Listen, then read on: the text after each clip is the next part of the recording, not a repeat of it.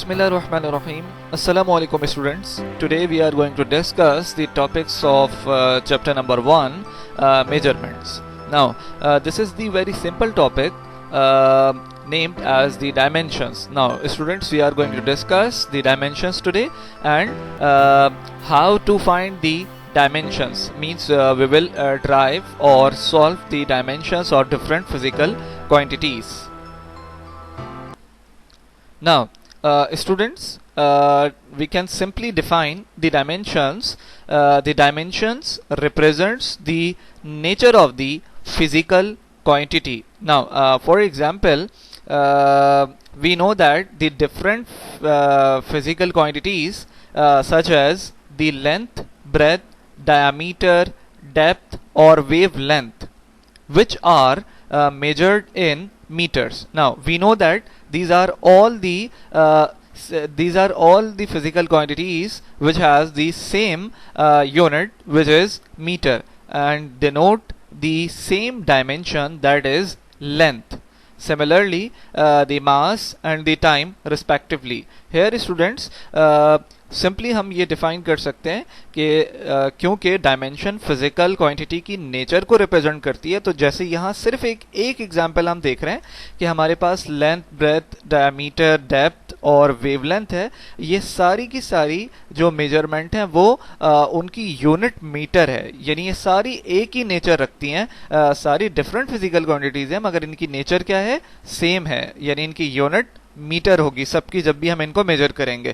तो मीटर की वजह से जब भी हम इनको डायमेंशंस रिप्रेजेंट करने जाएंगे इनकी, तो वो डायमेंशन हमेशा हमारे पास लेंथ यानी कैपिटल एल जो कि स्क्वायर ब्रैकेट में रिप्रेजेंट होगा। इसी तरीके से हर वो फिजिकल क्वांटिटी जिसका ताल्लुक मास से है उसको हम कैपिटल एम, और टाइम तो obviously capital T square bracket में हम रिप्रेजेंट करेंगे। ठीक है।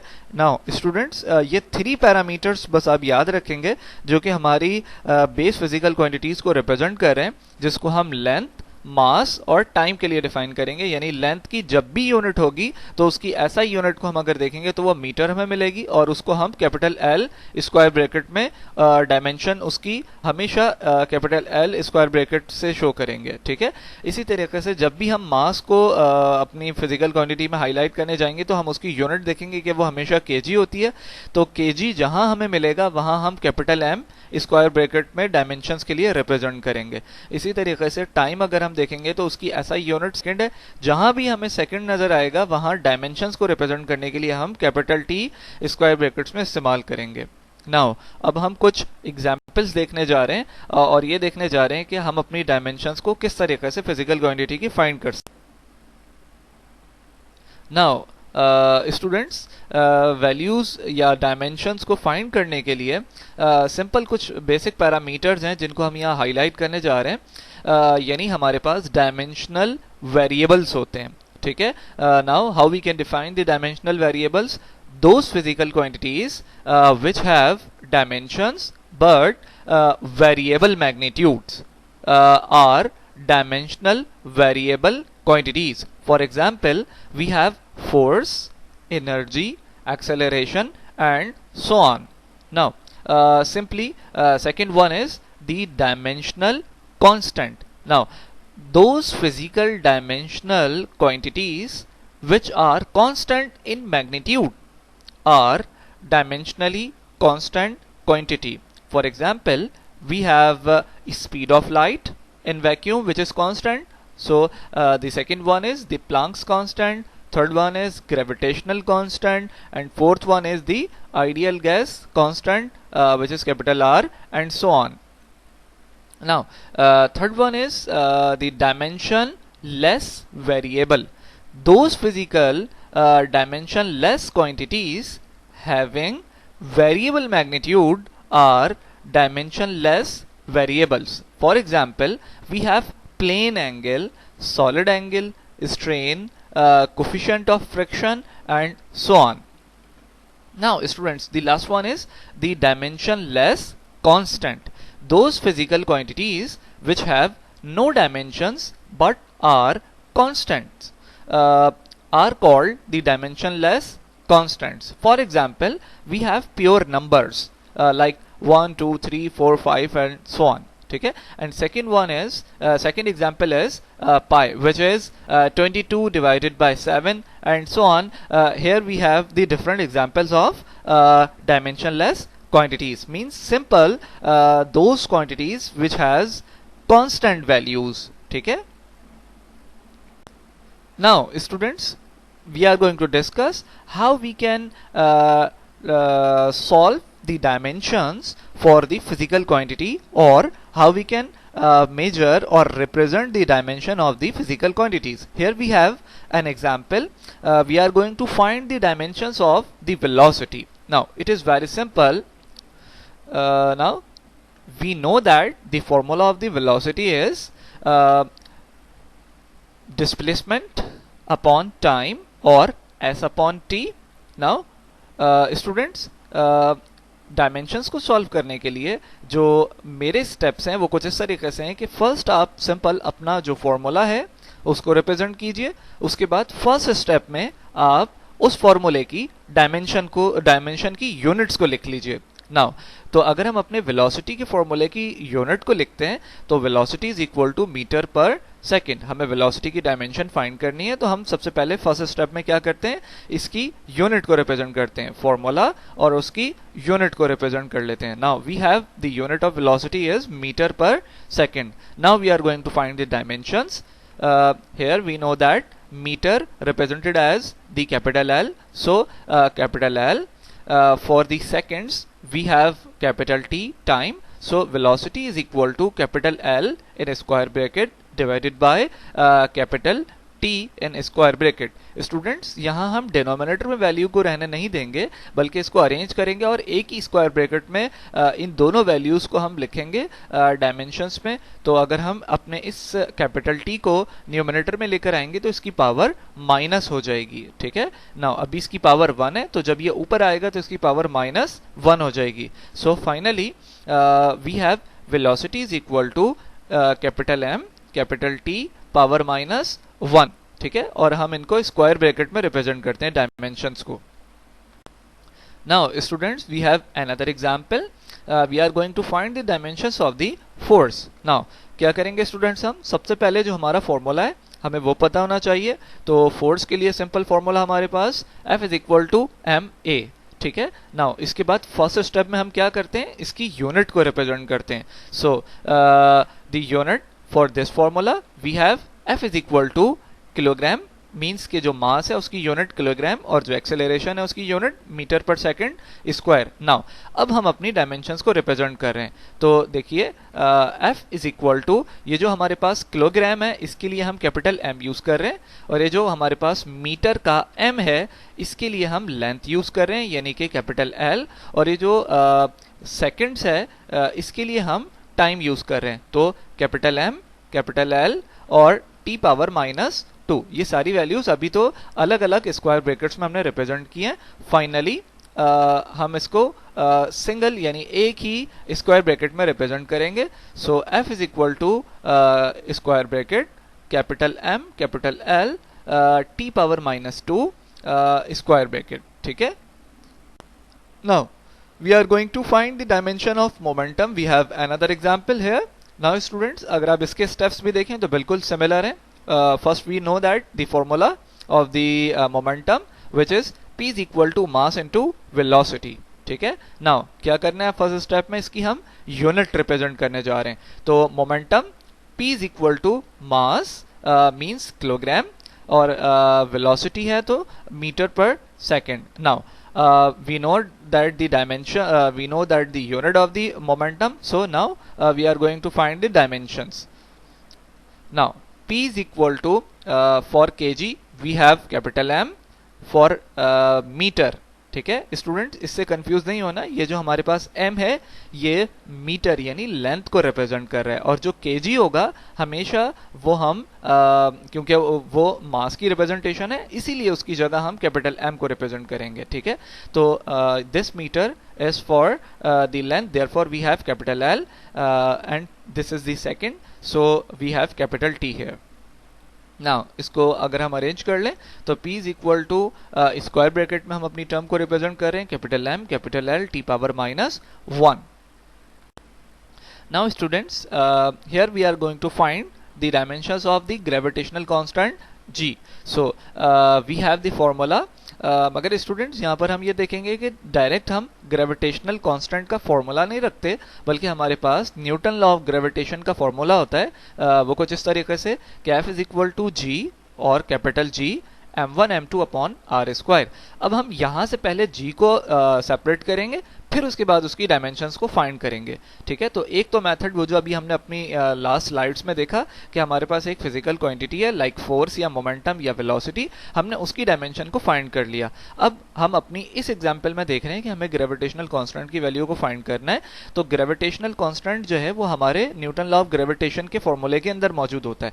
हम पहले अपने इस फॉर्मूले से ग्रेविटेशनल कांस्टेंट को सेपरेट करेंगे और फिर उसके बाद जो हमारा मेथड है यानी फर्स्ट यूनिट फिर डायमेंशन, तो हम उसकी डायमेंशंस को फाइंड करेंगे। ठीक है, नाउ अगर हम इस फॉर्मूले से अपने g को सेपरेट करें तो हमारे पास ये जो r है उधर जाके मल्टीप्लाई हो जाएगा, r स्क्वायर उधर जाके मल्टीप्लाई होगा, m1 और m2 डिनोमिनेटर में f के साथ चला जाएगा। So finally we have g is equal to f multiply r square divided by m1 into m2। Now क्या करेंगे, अब हमारा फर्स्ट स्टेप क्या होगा, यूनिट्स का। So we are going to write the unit here. So capital G is equal to, देखिए force जो है उसकी यूनिट न्यूटन। नाउ ये जो हमारा R है it is representing the radius, so radius और distance between two masses. So r square की जगह m स्क्वायर यानी metre square divided by m1 जो है वो kg है, m2 similar it has kg। So अगर इस फॉर्मूले को हम अरेंज करें तो हमारे पास यहाँ पर जो न्यूटन है, again this is the derived unit. Newton की जो अपनी वैल्यू है वो कुछ हम यूं रिप्रेजेंट करते हैं कि न्यूटन क्योंकि किलोग्राम और मीटर पर सेकंड से ड्राइव हो रहा है, तो हम न्यूटन को फर्दर एक्सप्रेस कर लेते हैं। मींस के हमारे पास जो g की वैल्यू है यूनिट्स की फॉर्म में वो होगी किलोग्राम मीटर पर सेकंड स्क्वायर, यानी ये न्यूटन को हमने एक्सप्रेस किया है। ठीक है, now into metre square similar divided by kg into kg। ठीक है, नाउ स्टूडेंट्स अब जरा हम अपनी डायमेंशंस को रिप्रेजेंट करते हैं। Here we have g, now capital M into capital L into T power minus 2। Students ये जो वैल्यू है किलोग्राम, तो इसकी जगह हम मास की वैल्यू को रिप्रेजेंट करें विच इज कैपिटल M। ये जो M है जो कि मीटर यानी लेंथ को शो कर रहा है, तो इसकी जगह कैपिटल L आ गया।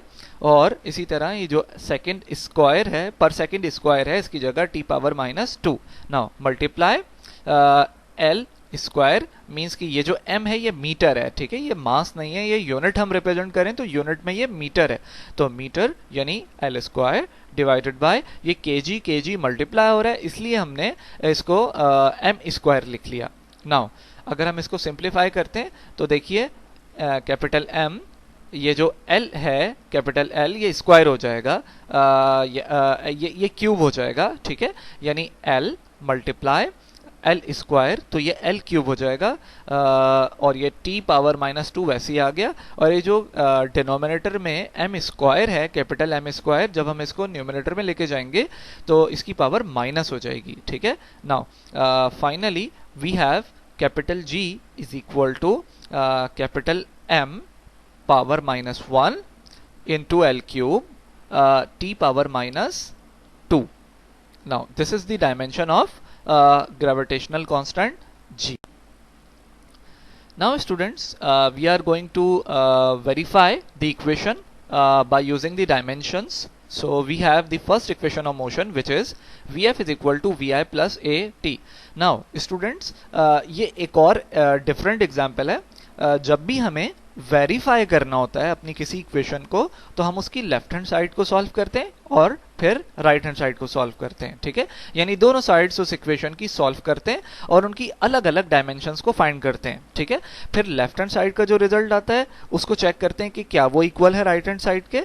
अगर दोनों साइड्स इक्वल होती हैं तो हमारी इक्वेशन डायमेंशनली वेरीफाई हो रही होती है। Now first we are going to solve the dimension of left hand side. So taking left hand side, what is left hand side? We have Vf, so left hand side is equal to Vf which is the final velocity. Okay, now क्या करते हैं, हमारा first step क्या होगा, हम इसकी unit को represent करेंगे। So the unit of velocity is metre per second. Now इसके बाद हम क्या करते हैं, अपनी डायमेंशन को रिप्रेजेंट करते हैं। तो simply left hand side is equal to capital L for this, means कि ये जो हमारा m है ये मास नहीं है, अगेन मैं इसको हाईलाइट करूंगा, ये यूनिट है मीटर की, ठीक है। तो मीटर की जगह कैपिटल L और ये जो हमारा सेकंड है इसकी जगह कैपिटल T। इसको अरेंज कर लें अगर हम, तो लेफ्ट हैंड साइड हमारी इक्वल हो जाएगी कैपिटल L T⁻⁻1 और ये हम अपने स्क्वायर ब्रैकेट में रिप्रेजेंट करते हैं, ठीक है, डायमेंशंस में। Now we are going to solve the dimension of the right hand side. So taking the right hand side which is equal vi plus A T.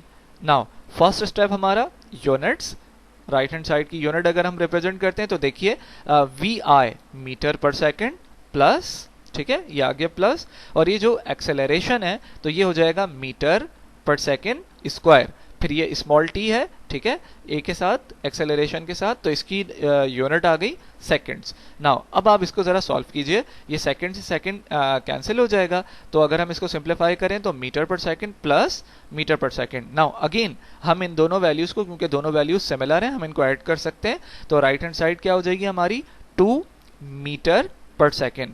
Students यहाँ पर ये एक चीज हम हाईलाइट करने जा रहे हैं कि अब हम अपनी डायमेंशंस को क्योंकि रिप्रेजेंट करेंगे ना, तो यहाँ पे जो कांस्टेंट वैल्यू होती है डायमेंशन में, हम अपनी कांस्टेंट वैल्यू को रिप्रेजेंट नहीं करते, क्योंकि कांस्टेंट वैल्यू की डायमेंशन नहीं होती, वो डायमेंशन लेस होती है, जैसे हमने अपनी ऊपर स्लाइड्स में डिस्कस किया, ठीक है। Now students simply here the dimension for this m means ये m हमारा मीटर को शो कर रहा है, तो m के लिए कैपिटल L और ये जो सेकेंड है इसके लिए कैपिटल T।